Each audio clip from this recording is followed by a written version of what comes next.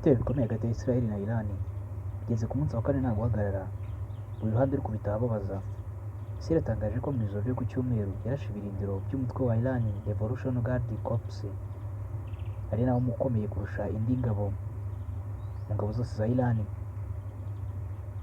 Itangazo ingabo za Iran zasohoye ku 16 Kamena 2025 rigaragaza ko indege z'intambara za Israel zarashe uduce 10 twakoreragamo ingabo zo mu mutwe wa Qad twategurwamo ibitero bigabwa muri Israel. Al Jazeera yatangaje ko muri ibi bitero hishwe abandi bajenerali babiri. Umutwe w'Abaqad ni ukomeye cyane mu gisirikare cya Iran, washinzwe mu myaka y'1980, ukaba ushinzwe ibyerekeye ubutasi. Ni nawe ushinzwe ibikorwa bihuza Iran n'imitwe yitwaje intwaro ikorera muri Afghanistan, Iraq, Liban, Syria na Palestine, ahari imitwe nka Hezbollah na Hamas. Umugaba mukuru w'ingabo za Iran Hossein Samiri yishwe mu bitero bya mbere Israel yagabye kuri Iran tariki 16 Kamena, ahita asimburwa na General Ahmed Vahidi. Mu ijoro ryo kuwa 15 Kamena 2025 Iran nayo yagabye ibitero ikoresheje ibisasu bikomeye ku nyubako nyinshi zituye mu mujyi nka Tel Aviv, Betahi. Israel yatangaje ko abantu 8 bo bamaze kumenyekana ko baguye muri ibitero. 4 baguye Tel Aviv, umwe apfira i Bnei Brak, mu gihe abandi 3 bapfire mu mujyi wa Haifa. The New York Times yanditse ko ibi bitero byakomerekeye abantu 37 bo mu bice bitandukanye bya Israel i Tel Aviv. Ni naho byumvikaniye mu marira, aho inyubako nyinshi zasenywe n'ibisasu byinshi Iran yarashe.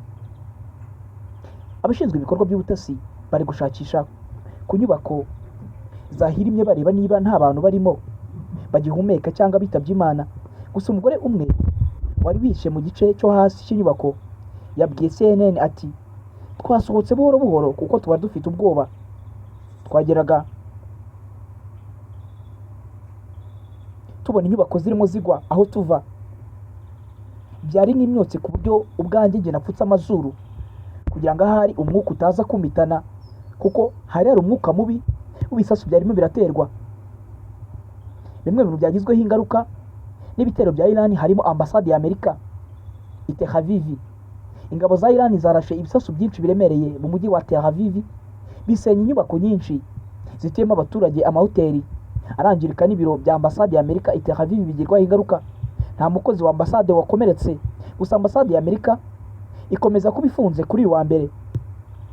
Byanatangajwe ko Iran yarashe mu mujyi wa Haifa, ahari uruganda rutunganya ibikomoka kuri peteroli, ndetse amakuru avuga ko humvikanye iturika rikomeye, rigakeka ko rwarashwe. Umuyoboro w'amashanyarazi mu bice byo hagati muri Israel nawo wangiritse. Kugeza ubu abanyayisiraheli bamaze kwicwa n'ibi bitero barenga 20, mu gihe ku ruhande rwa Iran hamaze gupfa abantu 124, naho 127 bakomeretse ndetse bari mu bitaro. Magingo ya ibihugu byombi byasabye abaturage kuva mu bice byegereye ibigo bya gisirikare bagamije gukiza amagara yabo. Perezida wa Iran Masoud Pezeshkian yasabye abaturage kunga ubumwe bakarwana urugamba na Israel. Ati, ibidutandukanya n'ibibazo twahoranye tubishyire ku ruhande, tugomba gushikama tukarwana ubu bushotoranyi dushyize hamwe. Mu gihe Minisitiri w'ingabo za Israel Katz Israel yahamije ko ubutegetsi bwa Tehran buzirengera ingaruka z'ibitero buri kugaba ku banya-Israel.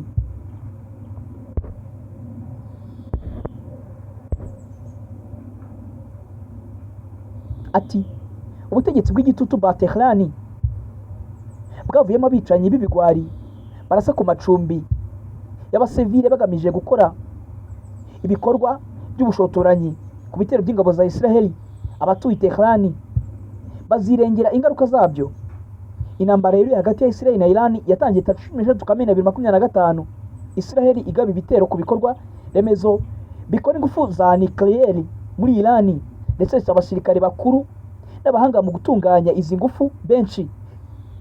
Nta masaha yashize Iran nayo yahise itangira kwihorera ikoresheje ibisasu bikomeye ifite. Ubusanzwe igihugu cya Iran ni kimwe mu bihugu bifite uburinzi bukomeye mu kirere, ariko Israel yabashije kurasayo ndetse yica abantu benshi kuruta abo Iran imaze kwica muri Israel. Dukwiye kwibaza ngo iyi ntambara izarangira gute? Izarangizwa n'iki? Izarangizwa nande? Ninde uzemera guca bugufi hagati ya Israel na Iran kugira ngo amahoro abashe kuboneka hagati muri ibihugu byombi, cyane ko kudagara kw'intambara kuzateza ibibazo isi, bitewe nuko Iran ifite ibyo isi yikuraho ndetse na Israel ifite ibikomeye bitandukanye isi yikuraho.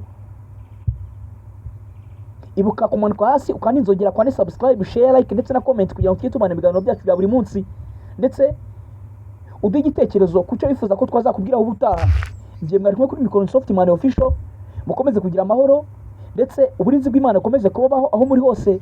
Dukwiye komeza gusenga kugira ngo isi ikomeze kubonera amahoro, intambara nk'izi z'ibihugu bitandukanye zikomeze gukurwaho kugira ngo amahoro aboneke mu isi.